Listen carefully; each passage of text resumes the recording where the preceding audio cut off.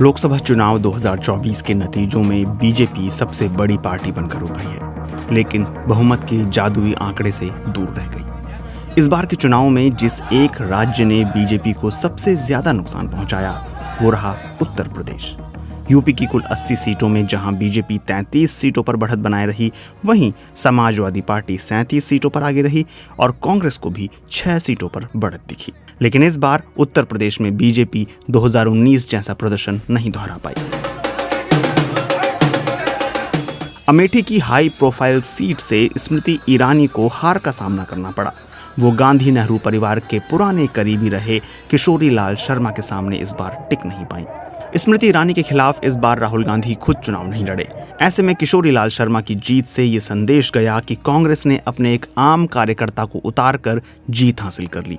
PM Modi की बात करें तो साल 2019 के लोकसभा चुनाव में बनारस से उन्होंने करीब 4,80,000 वोट से जीत हासिल की थी, लेकिन इस बार पीएम मोदी को इतनी बड़ी जीत नहीं मिली। वो कांग्रेस के अजय राय से करीब 1.5 लाख वोटों से जीते।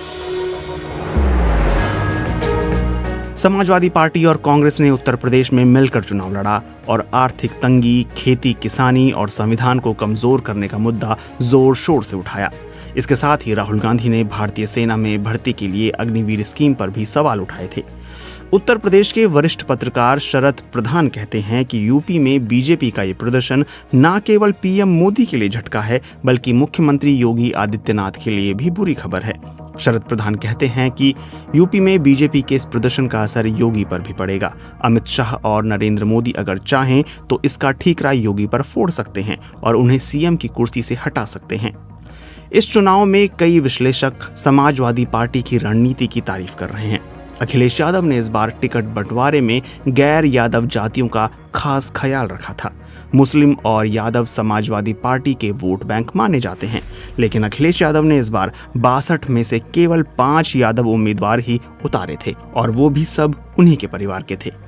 इलाहाबाद यूनिवर्सिटी में राजनीति विज्ञान के प्रोफेसर पंकज कुमार कहते हैं कि अखिलेश यादव पीडीए की बात कर रहे थे, जिसमें सारी जातियां शामिल थीं। दूसरी तरफ बीजेपी ने बहुत ज्यादा मुसलमान किया।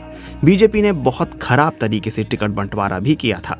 मुझे नहीं लगता कि टिकट बंटवारे में योगी से पूछा गया था। अमित शाह दिल्ली से बैठकर टिकट बांट रहे थे। इन सबके बीच बहुजन समाज पार्टी और मायावती कहीं भी ठहरती नहीं दिखी। वो इस बार ना तो इंडिया गठबंधन के साथ आईं और ना ही वो एनडीए के साथ गईं। प्रोफेसर पंकज कुमार मानते हैं कि इस चुनाव में मायावती बिल्कुल हाशिए पर चली गई हैं और उनकी वापसी अब मुश्किल है। मायावती की जगह चंद्रशेखर ले सकते हैं। नगीना सीट से उनकी जीत ये बताती भी है।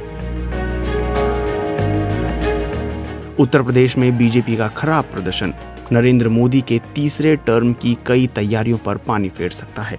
इसके साथ ही जब उत्तर भारत में क्षेत्रीय पार्टियां सिमट रही थीं, तब अखिलेश यादव मजबूत नेता के तौर पर उभरे हैं। वहीं अमेठी और रायबरेली में कांग्रेस फिर से मजबूती से उभरी है।